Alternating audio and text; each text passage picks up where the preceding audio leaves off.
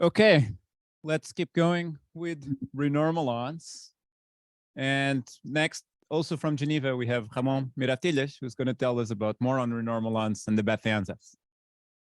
Go ahead, Ramon. So my talk will be basically I will reveal on renormalons, the definition, what we know about them, the properties, and so on. And then in the second part, I will discuss renormalons in the context of integral quantum field series.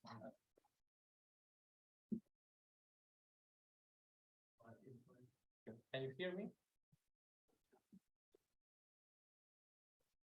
Can you hear me?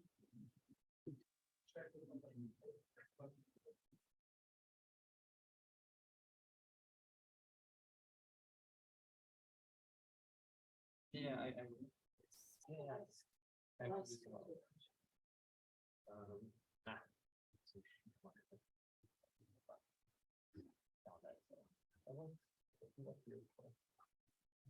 just try speaking again. Hello? Hello?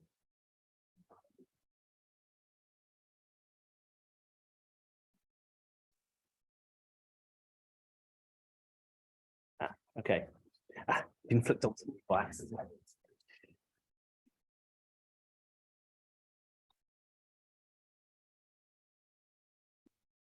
Can you hear me now? Okay, so I will just start again.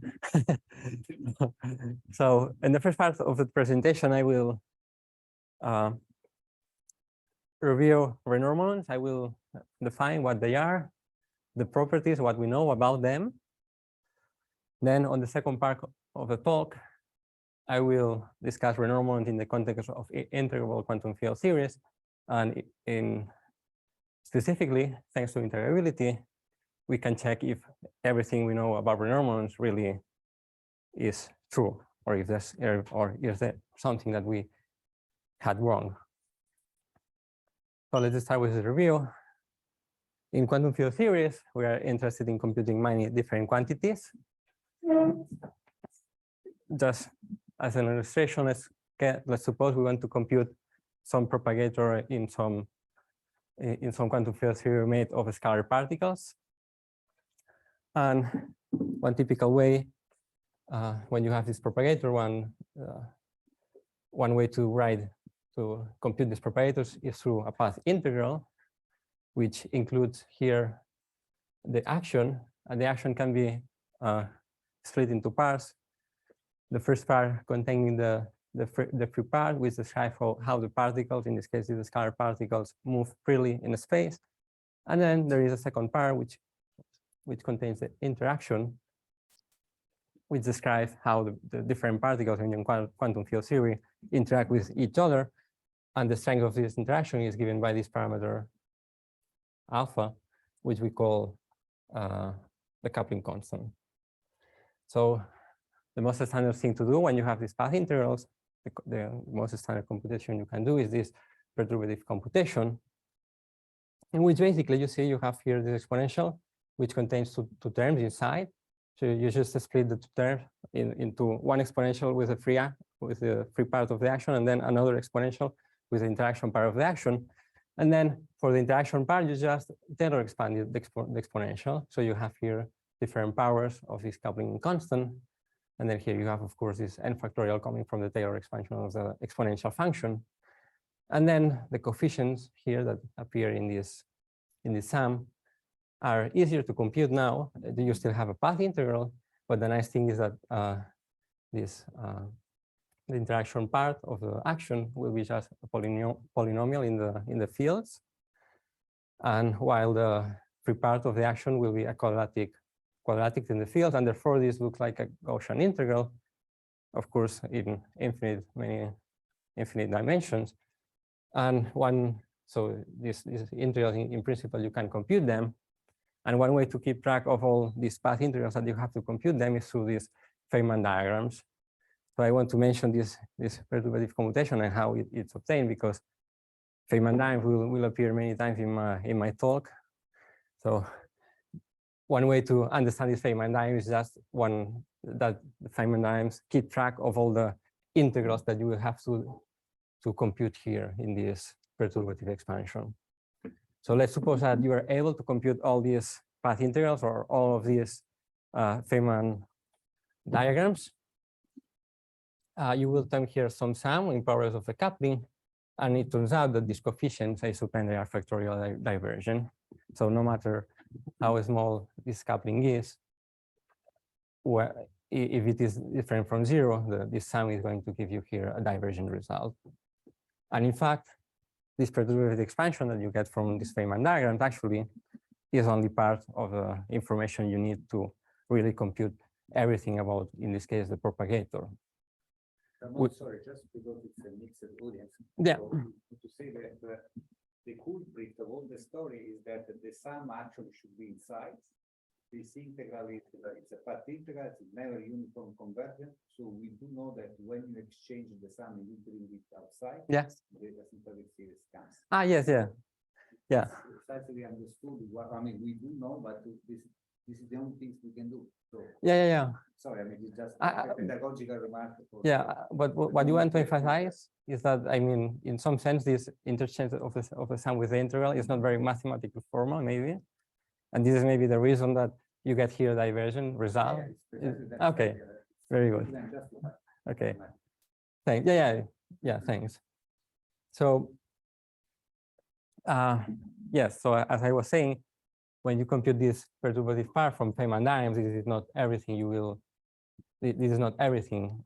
This will not give you all the information you need to really reconstruct the propagator in this case, or the quantity you are trying to compute in quantum field theories. But in fact, you have to also add exponentially suppressed terms in the coupling to the perturbative expansion. And to the whole thing, the perturbative part plus all these exponential corrections is what we call the trans series.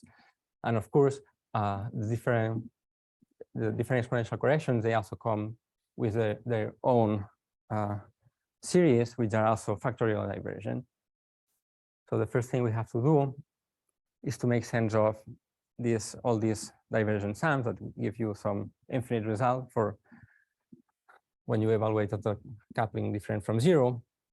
And as you know, the standard way to assign finite results to the divergent series is through the Borel sum. More in particular, let's suppose that in your perturbative series, you have some factorial divergence given by this expression here. When then you compute the Borel transform of that, you are going to get some singularity in the Borel plane. And in particular, in quantum field theories, these singularities will be most of the times in the real line of the Borel plane. More in particular, it can happen that these singularities are in the positive real line, so like shown in this Borel plane here.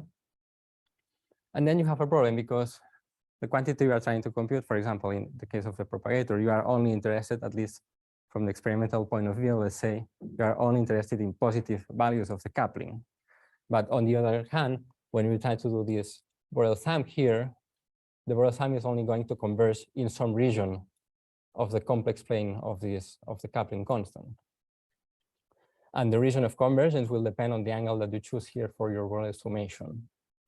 In particular, if you want that the Borel sum converges for positive values of the coupling, you have to choose here the angle theta has to be zero, or at least something close to zero.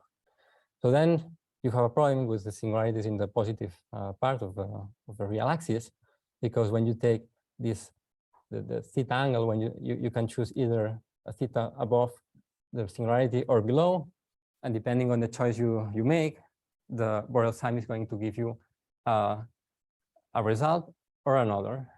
But of course, the quantity you are trying to compute, the propagator, for example, cannot depend on these arbitrary choices. So, however, we are lucky because actually the difference between the two different sums, depending on the angle of direction, is only exponentially suppressed in the coupling. And it is also, of course, imaginary ambiguous. So then this means that once you have your perturbative series with your factorial divergent coefficients, you Borel sum that. This gives you this ambiguity coming from the angle that you choose. And then, but you still have, other exponential terms in your trans series. So in particular, you can have exponential terms which are explicitly imaginary ambiguous in such a way that the ambiguity from the Borel sum cancels with the different ambiguities you have, with explicit ambiguities that you have in the trans series. So one way to naturally obtain all of these exponential terms that you need in your trans series is through the median resummation of the perturbative series. But I want to emphasize here that in general, we expect that you also have other exponential corrections which are not related to the ambiguity cancellation. So they do not emerge from median resummation of the perturbative series.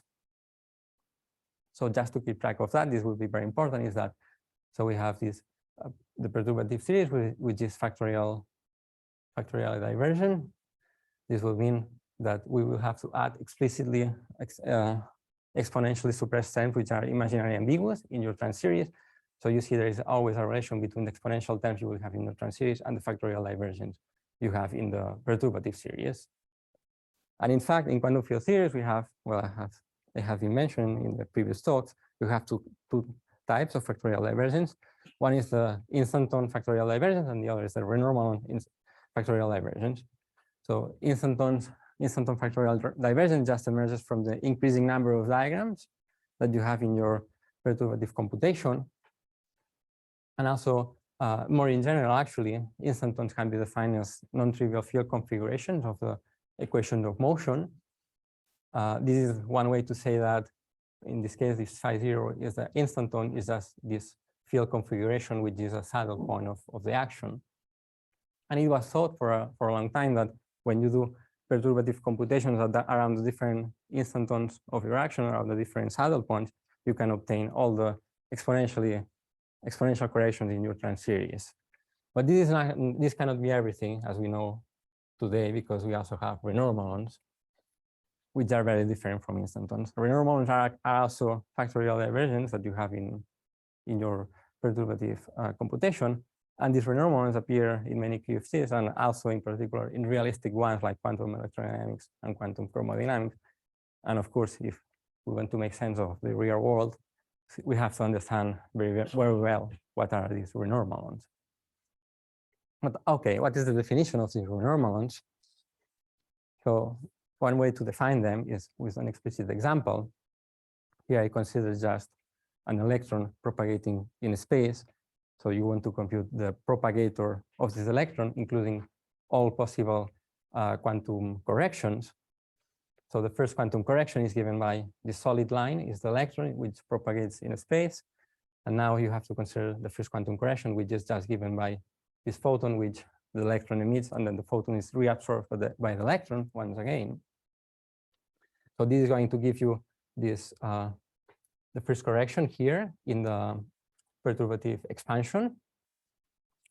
And because you have here two vertices of this interaction between the electron and the photon, this will come with this Feynman diagram here will come with 2 powers of g. Therefore, this is the reason this gives you the first contribution to the perturbative series. Then you can go to next order, and here again you have this photon that the electron emits and reabsorbs. But before that happens, the photon actually splits into a particle and its antiparticle, and these 2 particles they join together again to form the photon. So here you have 4 vertices of quantum electrodynamics. So this is going to give you this contribution in the perturbative expansion g to the power 4. You also have other diagrams at this order, g to the power 4. For example, this one where you have the electron which emits and reabsorbs 2 photons. But let's do something. Remember, we want to see here in this computation the factorial divergence emerging from these renormalons. So if you we have to compute these diagrams to very large order. And of course, if you want to keep all the diagrams and compute everything exactly, you are not going to finish anytime in the near future. So let's do something easier. Let's forget about many of the diagrams that will appear here in this computation and only consider the diagrams that you can construct in this way. So with the photon here, which has some number of loops. Of course, the number of loops you put here will give you what is the order in the perturbative expansion to which this diagram contributes. So we can have here 2 loops, 3 loops, 4 loops, and so on. And the nice thing about this computation is that now it can be done analytically, because you have simplified everything so much that you can do it analytically. But on the other hand, and this is even more interesting, is that remember, we want to see this factorial divergence, but how do we know that this factorial divergence doesn't come from instantons, so from the increasing number of diagrams just as before? Well, this is precisely also the point of the computation. You are getting rid of so many of these diagrams that you are killing the instanton factorial divergence. And whatever factorial divergence you have, once you have computed this selected diagram, has to be something different from instantons. So, so you only consider diagrams, you compute analytically up to arbitrary order, and then you see really that you have a factorial divergence. And in fact, this factorial divergence only emerges once you compute all the momentum integrals you have here in the Feynman diagrams. So this kind of factorial divergence is what we will call a renormalon factorial divergence. On the other hand, also very important, this computation here with only using this diagram is what we call the large n limit or large n approximation. And this is for the following reason. So you have here in these loops, actually you can have, let's suppose that in your quantum electrodynamics theory, you have capital N particles that have charge. So capital N particles that can interact with a photon. So this means that if you want, you will have one diagram like this one for each of the charged particles you have in your theory. So all of these diagrams contribute the same. So actually you can put all of them together. So this diagram actually contributes as a term proportional to capital N. Now, if you have two loops, this will be proportional to capital N squared and so on. So if you now have, I have written for you the perturbative expansion you will get, you see, you have now different coefficients of this perturbative expansion, and let's do something. You expand all the coefficients in powers of this capital N. So it turns out that these diagrams that you have selected here actually give you the leading contribution at each order in this large N expansion.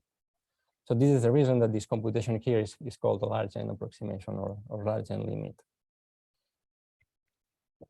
So on the other hand, instantons are more or less well understood through the saddle points, but renormalons, not so much. And there are two ways in which they are understood. One of them is, of course, through the large N limit, where you can do analytic computation and see these renormalons explicitly. And the other way is through this operator product expansion, or just OPE for short. So it turns out that thanks to the OPE, which I will explain shortly, you can actually derive what should be the positions of the renormalon singularities you have in your quantum field theory. And the arguments connecting the OPE with the position of renormalons dates back to the 70s, 80s by Parisi and Tooth and so on. So, well, just one little remark here. When I talk about renormalon singularities, of course, I define renormalons as the factorial divergence in the perturbative series. But then when this factorial divergence will lead to singularities in the Borel plane once you take the Borel transform. So I also call the singularities themselves in the Borel plane renormalons. So just to explain how these arguments go like, actually these arguments are very heuristic. So sorry for the mathematicians, but it is what we have. This is how the arguments go. And to give you the arguments, let's go to a specific example, which is this Adler function here, dq squared, which is a quantity you can compute in quantum chromodynamics. So an easy way to understand this Adler function instead of using formulas, just let's go to how this looks by using Feynman diagrams. So you have here one specific point x, from where you have a quark and an anti-quark that converge into this point x. This is what we call a quark current, which is this G mu that I have defined here, which is just the product of the two of these quark fields with a Dirac gamma function here in the middle. And the point is that the Adler function is made of the vacuum expectation value of two of these quark currents. So one at the position x and another one at the position y. And now of course, the standard thing to do, well, it's very convenient most of the time, instead of doing this computation in coordinate space in the x and y variables, it's most of the times more convenient to do that in momentum space. So you have to take the Fourier transform of that. But in the end, the Adler function in terms of Feynman diagram is just going to look like these two quark carryings you have on each side. And then in the middle, you have to consider all possible quantum chromodynamics corrections. One example of a diagram contributing to this, I mean, this diagram here with this bubble is just a fancy way to describe all the possible diagrams you have summing. So one of these diagrams that you would have in this sum, in this perturbative expansion, would be like this, where the two quark carryings, they just form a big bubble, and then you have a gluon inside the big bubble. So this is the quantity we're going to consider to see how these arguments with the OPE go like, this operator product expansion. But okay, what is the OPE? So you have to start with two operators, A and B. Actually, in the case we are considering in this example, A and B are just the two quark carryings you have, the one at the position X and the other one at the position Y. And now it turns out that when these positions X and Y are very close one to the other, the product of these two operators can be expressed or re-expanded as a sum over operators. This sum here is what we call the operator product expansion. And the nice thing about this expansion is that, so you have the operators here in expansion, which are evaluated at one of the 2 points. It doesn't matter X or Y. And the nice thing about the OP is that all the information about the relative positions between X and Y is fully contained in these coefficients, which we call the Wilson coefficients. So, okay, we have the Adler function, and the first thing we have to do if we want to explain the relation between OP and position of renormal singularities, the first thing we have to do in the case of the Adler function is to list all the possible operators that can appear in this OPE. Of course, these operators, they have to be built using the fields that you have in your quantum field theory. In this case, because we are in QCD, you have to use the quark fields and the gluon field. And okay, also remember, once you have constructed this OPE for the Adler function, the next thing is, remember, we have to take the vacuum expectation of that and then take the Fourier transform. So once you do all these steps, the OP is going to look something like this. So here we have the Adler function. The first term in the OP is very trivial because it's just like you have the identity operator, and the Wilson coefficient associated to the identity operator is just a standard perturbation theory. So the ones that you would compute from Feynman diagrams. For now, let's forget about this term in red here, and let's go to the next term. Here we have another operator, which is made of the product of two gluon field strength tensors. And when you take the vacuum expectation value of this product of the two gluon field strength tensors, this is what we call the gluon condensate. This is, if you want, is just a number which you cannot compute in perturbation theory, but you can imagine just a number in your depending on your quantum field theory. And now you have a problem because you see the way we have defined the Adler function. Well, I didn't go into the details, but the Adler function is actually a dimensionless quantity. Here, when I talk about dimensions, I mean the engineering dimension. So what units of energy you need to express this Adler function? Do you need joules to the power 2, 3, or what? So in the case of the Adler function, I'm saying this is dimensionless, so you actually don't need any units. And now you have a problem because this gluon condensate here actually has dimension 4. You have this gluon field strength tensors, they have dimension 2, each of them, because essentially they are made of the product of two gluon fields, and each gluon field has dimension 1. So in total, if you want, essentially you have here 4 products of the gluon field, so in total dimension 4. So to make a dimensionless quantity out of it, you have to divide by 4 powers of energy.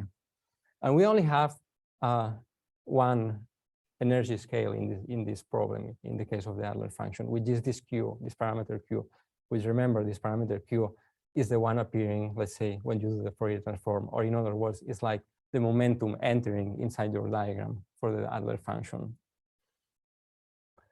And there is this OP now is telling you the following. You can reorganize the OP as a large Q expansion, where different operators, depending on the dimension they have, they give you different corrections in this large Q expansion. So when you consider operators of higher dimension, they will give you more subleading corrections in the large Q expansion. And here in red, I want to emphasize that the lowest dimensional operator you have is just the gluon condensate with dimension 4. And you do not have any other operator of lower dimension. So for example, you don't have any operator of dimension 1, 2, or 3. Therefore, you don't have any correction with powers q to the power 1, q to the power 2, and so on. So the first correction is just q to the power 4. And this will be very important because this q to the power 4 is going to determine what is the first renormalon that you will have in your Borel plane, as we will see in a moment. So there are also some constraints of the operators you can have in the OPE, but I don't want to go into much detail about that, just so you know. The point is the following. Okay, so the OPE actually can be rearranged as an expansion at large Q, but on the other hand, we can do the following trick, which is we have the coupling, your QCD coupling, but many of you might know that actually this coupling is not a constant, but actually it depends on this renormalization scale, which is just an artifact that appears when you try to get finite results from your from the infinities you get from the loop integrals in your Feynman diagrams.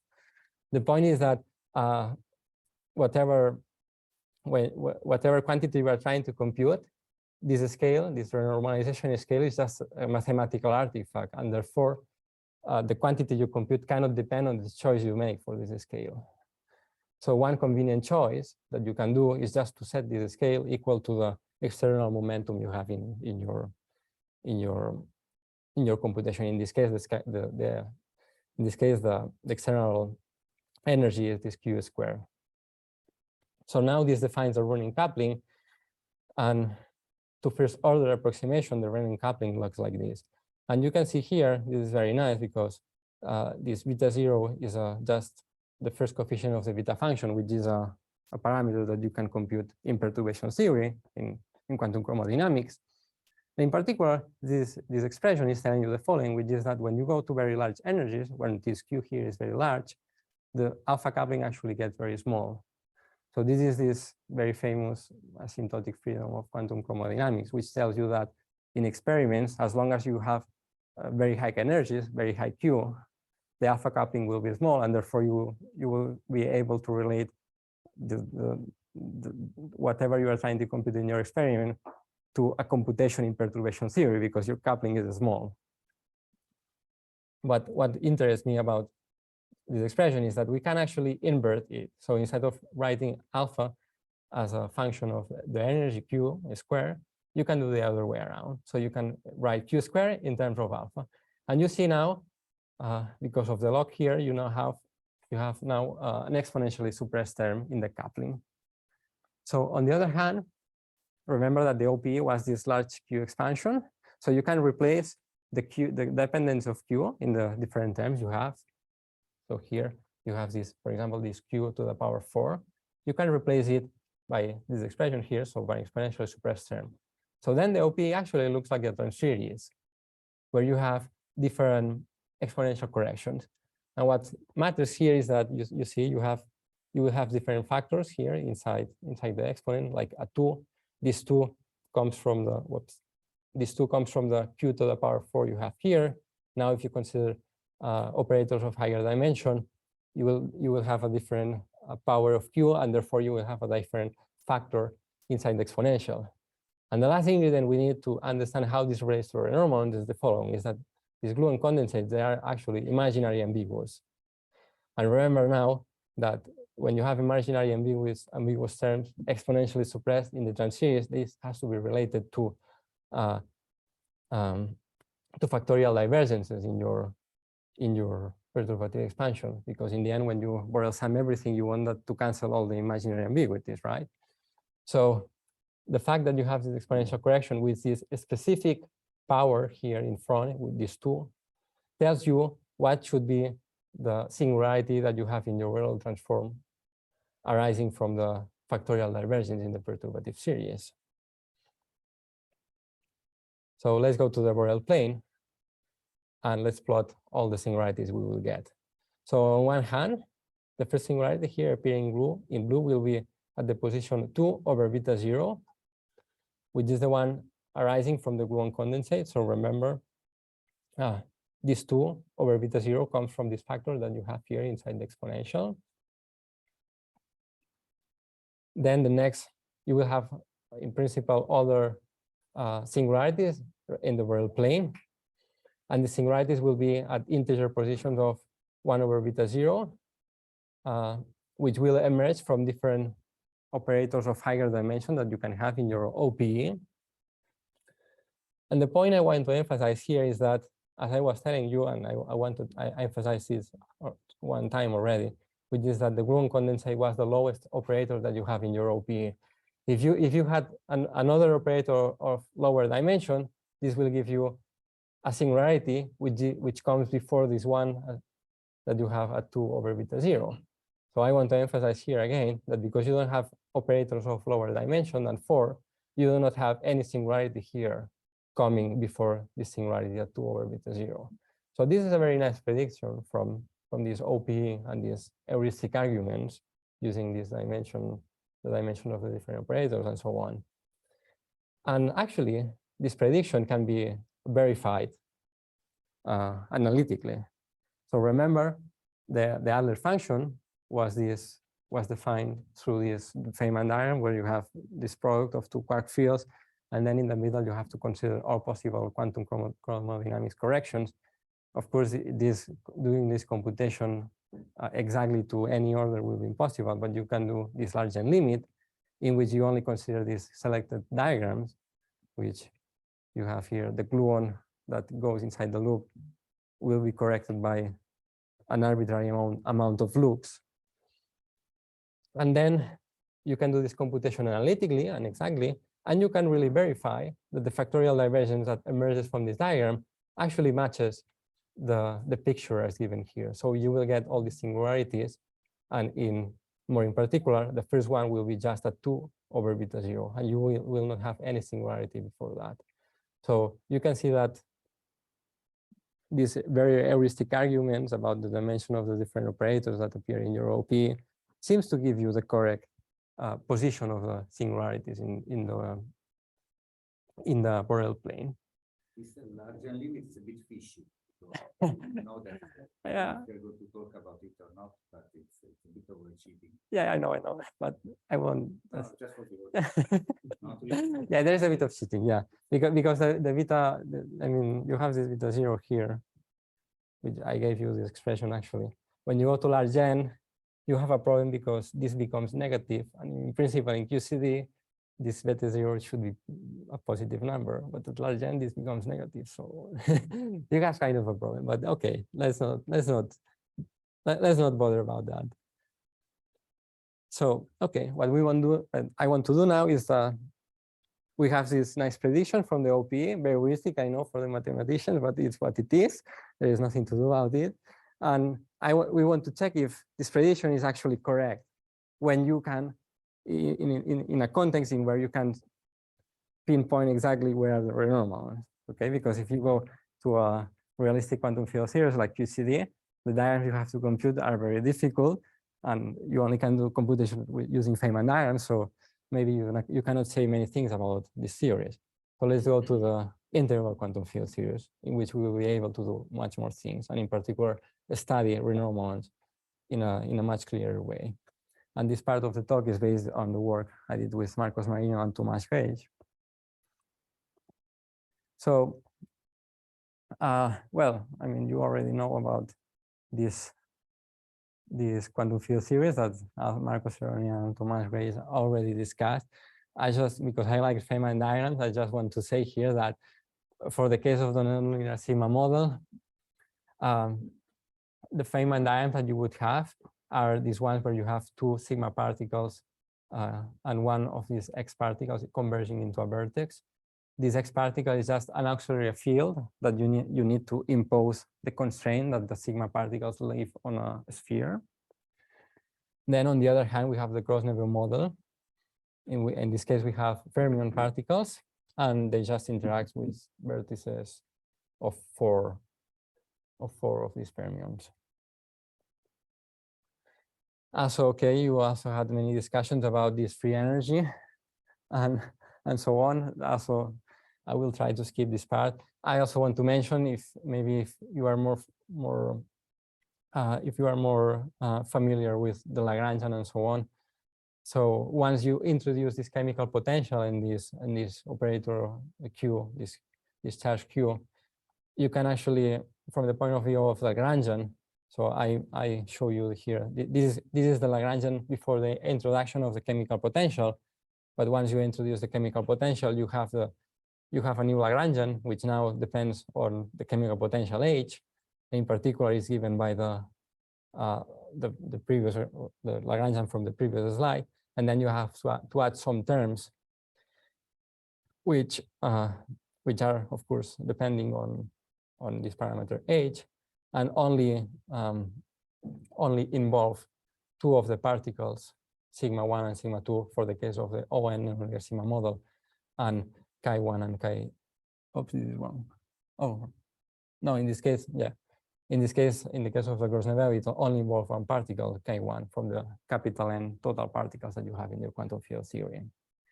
Also, I want to mention here that this free energy, you can compute it from using Feynman diagrams.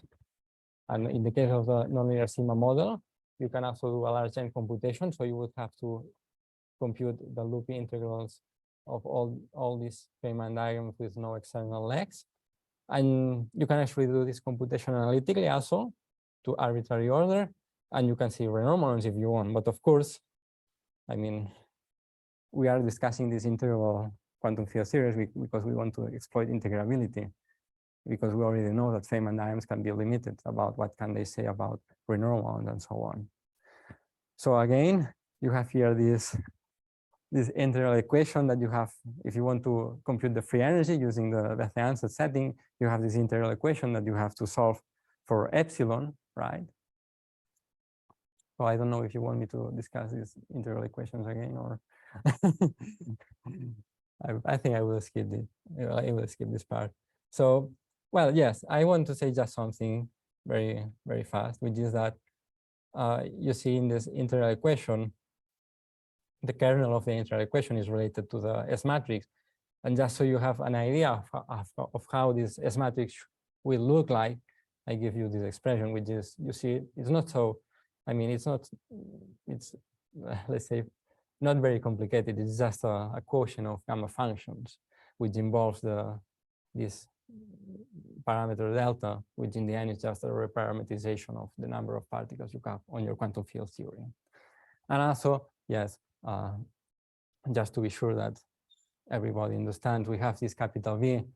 If you want, you can reinterpret this capital V just as the coupling that you have in your computation in terms of Feynman diagrams, this coupling G, you know, that appears here in your Lagrangian, this G here and the G here. So in some sense, capital V is just effectively, if you want to think about this, is just the coupling, let's say. So let's suppose that you can compute this epsilon function from the integral equation, then you put it there inside this integral, and this is going to give you the result for the free energy. And this is going to give you an exact result. But of course, as Tomas already said, like one thing is to have let's say you have an analytic expression for this free energy, but then another question is, okay, but we don't care about this analytic result. What we want is to relate this result with the perturbative computation, right? So you have to extract somehow from the integral, from the Bethe ansatz equations, you have to extract somehow the perturbative part, and also the different exponential corrections that you have in your term series. So as Tomas already said, this, well, thanks to the work of Volin, you can extract many coefficients of the perturbative expansion from the Bethe ansatz equation, and then if you want, you can compare this result with the result you will obtain from Feynman diagrams, and you can see that they match. So everything seems to work perfectly. And now, of course, remember what the reason we are interested in these integrable quantum field theories is because we want to understand better renormalons. So there are different now options to study renormalons. One of them is just computing many terms in the perturbative expansion, and then check the large order behavior of your coefficients from the perturbative expansion. Another strategy is just to go to the large n limit, where then in some cases you can analytically solve the integral equation of the Bethe ansatz equation. So you will have there an analytical result at large n, which is actually what Marco Cerrone told in his talk. And the strategy I will follow here is the one I did with Marcos Marino and Tomás Page, which is to extract the time series directly from the Bethe ansatz at finite n. So schematically, this is the result we can obtain from the method we developed. On one hand, you have here the free energy. Then here you have, on the other hand, the time series. The first part here is just the perturbative series, which, as I was saying, you can compute to many orders thanks to Bolin's method. Then you have, so this part of the perturbative series was already known, let's say. So what we did with Marcos and Tomás was the following, which is that we can actually extract from the Bethe ansatz equations the sum of the exponential corrections you will have in your time series. To be more specific, you can compute the first two orders here of the series that goes together with the first exponential correction. You can also compute the two other terms in the next exponential correction, and so on. So in this sense, the computation is very limited because you only have two of these terms in each of the exponential corrections. But the nice thing about the computation is that you can push it to arbitrary order. Of course, as long, you can go to any order you desire in the exponential parameter, as long as you have, of course, enough computation power or enough time. So to be more specific, so in the previous slide, you have like the schematics of the results we can obtain. And to be more specific, in some specific case, how the time series looks like. So you have this, in the case of the O3 nonlinear sigma model, you will have something like this. First, the perturbative part, which I said this was already computable before. But now we can obtain this first exponential correction. This one actually is very peculiar because it's just real. It doesn't have any imaginary ambiguity. So this is something that it will be, this part here has nothing to do with the cancellation of ambiguities in the Borel sum of the perturbative part. And in principle, this thing here, this first exponential term here can be computed from instanton from saddle points of the action in the O3 nonlinear sigma model. And I say here in principle, again, I want to emphasize that because in practice it cannot be done, or no one knows how to do that because there are many technical complications. Then we also have here the next exponential correction, where you see now in red here, you have this imaginary ambiguity, explicit imaginary ambiguous term. So this will have to cancel the imaginary ambiguity arising from the Borel sum of the perturbative part. And also there is here an interesting term, which is proportional to this m squared. This I didn't mention that, but well, in the other talks you also had this parameter m, which is just the mass gap. What interests me here for the discussion is that this mass gap is non-perturbative. So it's proportional to, well, it's exponentially suppressed in the coupling. So if you want this term here, you can put it here in the first line, sorry, in the second line, because it's just an exponential of -2 over alpha. And I want to emphasize here that you see here again, this is imaginary ambiguous, and this has to cancel our renormalon ambiguity in the perturbative series. So However, even I gave you the result we obtained for a particular value of this capital N in the ON nonlinear sigma model. But it's even more interesting to consider to do this computation of the time series for arbitrary N. Now, this will be very important. You have to remind this. I already discussed this in the review part of the talk, but let's remind you again of this, which is that instantons arise from the increasing number of diagrams that you have at each perturbative order. And remember now, in the large N limit computation, you get rid of many of these diagrams. You only consider some selected diagrams. So in doing this limit, this large N limit, you get rid of the instanton factorial divergence. And the only thing that survive are the renormalon factorial divergence. So this is going to be very useful to classify the different exponential corrections you have in the transseries, and to know if these exponential corrections are related to renormalons or to instantons. So let's go to the ON sigma model. Here, the exponential corrections in the transseries will look something like this. Well, yes, I forgot to mention this, but this alpha here is just related to the standard coupling that you would have in perturbation theory, as the coupling that appears in the Lagrangians. Now you see the important part about this expression here is that inside the exponential you have this n minus 2. So now when you go to the large N limit, you see this will be exponential of minus something very large. So this goes to 0. This means that this imaginary ambiguous exponential term, because it disappears in the large N limit, it will have to cancel an instanton factorial divergence in your perturbative series. So we know that this exponential correction has to be related to instantons. On the other hand, the opposite happens in the Gross-Neveu model.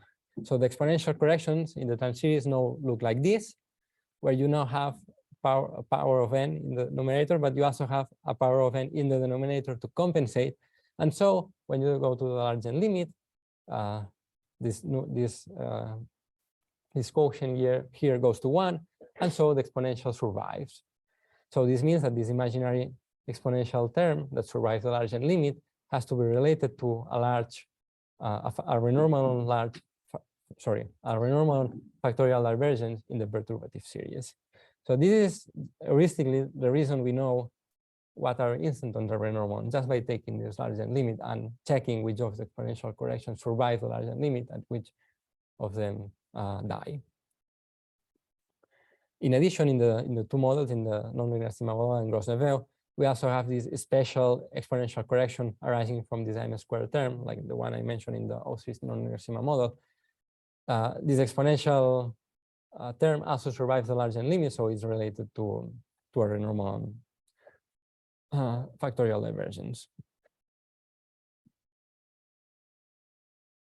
So now, because we have the Gross-Neveu, where everything are just renormalons, and we are in this talk interested in studying renormalons, let's just focus on the Gross-Neveu, and let's forget about the nonlinear sigma model. So we have now we want to plot the renormalon singularities in the Borel plane. So as always, because we have this relation between imaginary ambiguous exponential corrections in your transseries and the factorial divergence in your perturbative series, or if you want the singularities in the Borel plane, just by checking what are the exponentials that you have in the transseries, you see here in red, I have marked this in red. So you have this explicit expression. This is going to fix what are the positions of these renormalon singularities, also shown here in red. So this will give you these 3 singularities here, but actually we'll have many other to the right. On the other hand, we also have this special renormalon here. This is the one that it's at the position 1 over beta 0, and this one emerges from this famous m squared term that you have in the transseries. And in addition, I didn't mention this, but with a method we developed with Marcos and Tomas, you can also do some tricks in the Bethe equations and consider negative values of the coupling. And then you can also determine what are the renormalon singularities in the negative part of the Borel plane. And they are at integer positions of 1/β0. Okay, and remember now, you had this OP prediction, which is through these very heuristic arguments, which tells you what should be the position of the renormalons you have in a general quantum field theory. And in general, the prediction is that the renormalon should be at integer multiples of 1/β0. And you see, for these renormalons in the negative part, okay, everything is fine because the prediction matches the result we obtain. Then for this very special pole here, also matches the prediction, is just in the integer position of 1/β0. But you see, for all of these other tower of renormalon singularities, you have a problem because they are not in the correct position. And now the funny thing is that actually, if you take the large n limit, you see the singularities will start to move depending on the number of particles you have in your quantum field theory. And in the large n limit, this quotient here just becomes 1. So now the singularities are at integer positions of 1/β0, just as the OPE predicts. So this seems to indicate that actually this OPE prediction is just a large n approximation and not an exact approximation at finite n. But is there also a split between IR and UV? Sorry? The IR renormalon, they're okay versus UV renormalon. Ah, yeah. So the UV renormalon seems to be fine. The ones I don't want to mention UV or IR, but yeah. So the UV, the ones in the negative part, they are fine. But the ones in the positive part, the IR, they are not fine. So the issue is just really IR. Yes, yeah, exactly. Yeah. So yes, I want to mention something here for the more experts maybe. Remember the OP prediction and the arguments you have to use there. The first thing is that the quantity you are trying to compute has to admit an operator product expansion. And this free energy actually doesn't admit an operator product expansion. So maybe one could say this is the reason that you don't have here the expectation from the OPE doesn't match the exact result we obtain.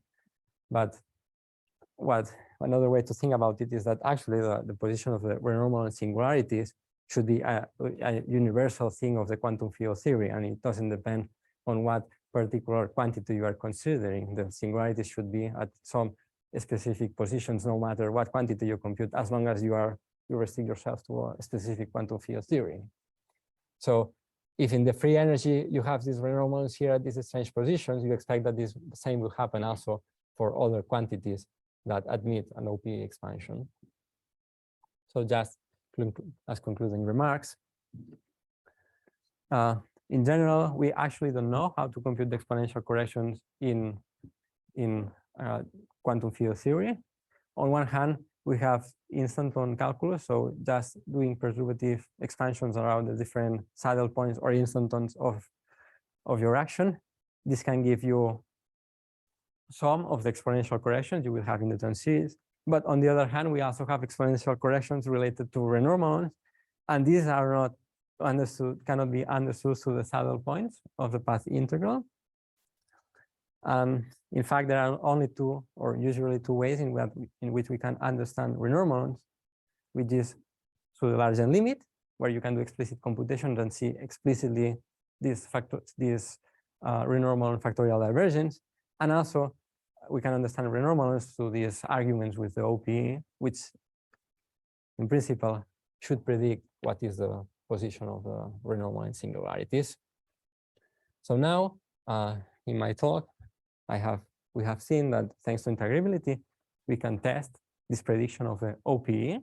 So, and we have concluded that actually there seems to be something wrong with this prediction of the OPE, and in fact, the OPE prediction seems like just a large n approximation, but when you go to finite n, the prediction fails. And well, for the mathematicians, and maybe this is not very important, but there are many phenomenological analyses that depend on this prediction of the OPE. And I mean, if this seems to fail, it is interesting to understand more explicitly what is going wrong, and to study and to understand better what's going wrong with this OP prediction. So with that, I finish my presentation, and thank you very much.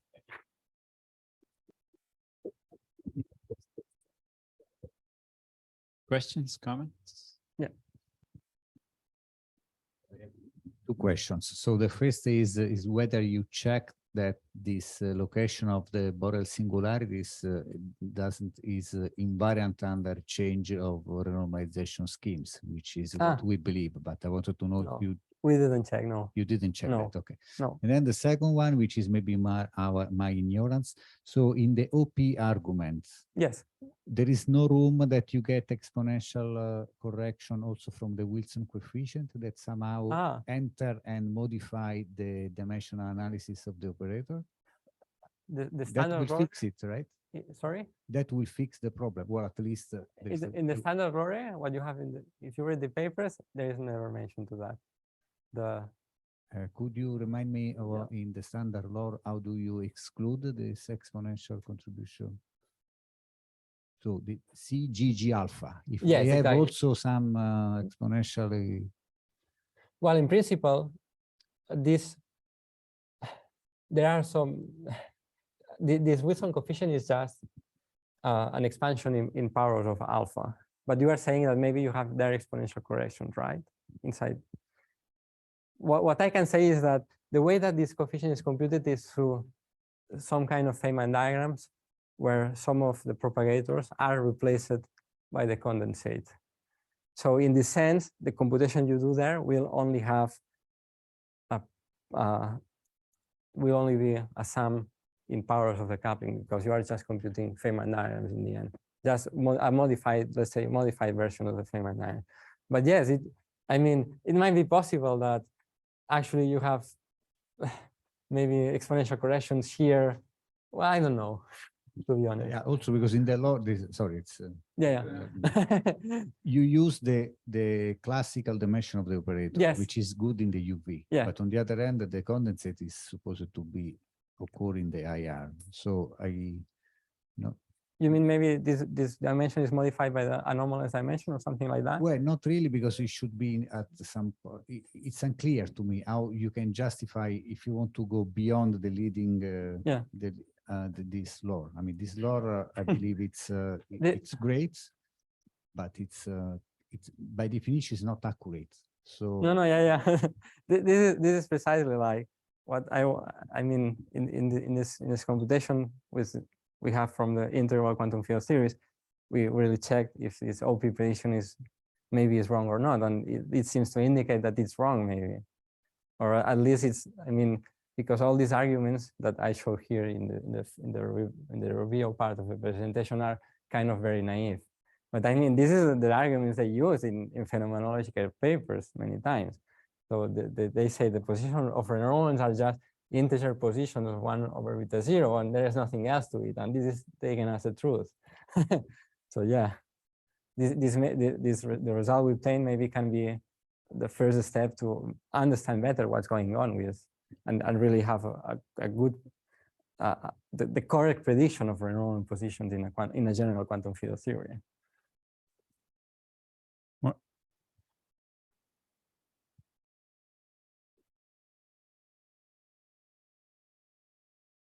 Can you go to the slide where you do the analysis of the different types of exponentials, and then for the large n thing? Yes, this one maybe? That one. Okay.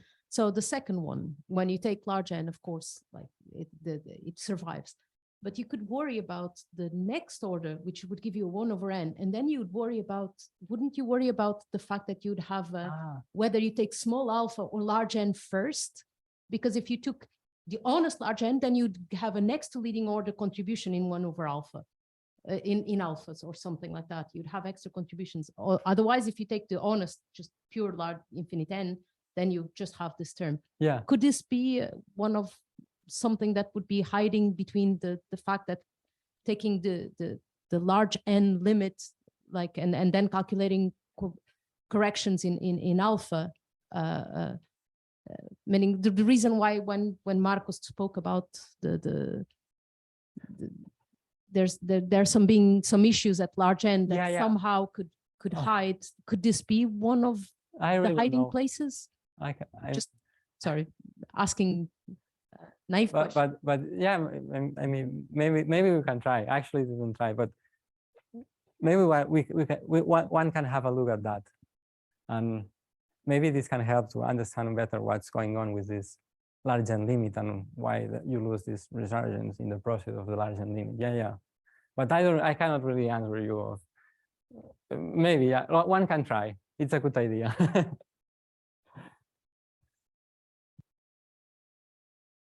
So naively, if you, so this is a small alpha expansion. If you want to do the large n limit of this, you do get just the perturbative terms. You can match Marco's calculation that does large n first and then small alpha.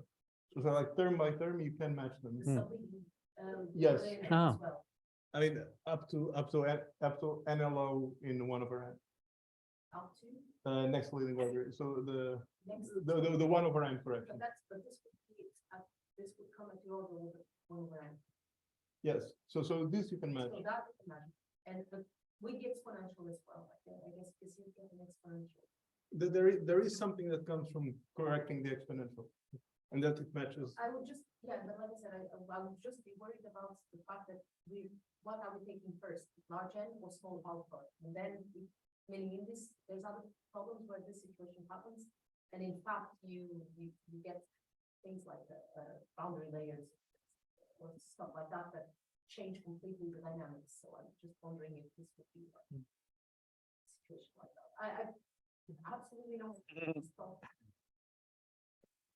Yes, just to add that. So we took n infinity first and alpha after, but they did the opposite and they seems to match. So That seems to be subtle issues about the two limits in this sense. Then, of course, you never know. There might be, yeah. But as far as they check it, it's okay. Everything matches. Yeah. All right, very good. Let's thank Ramon again.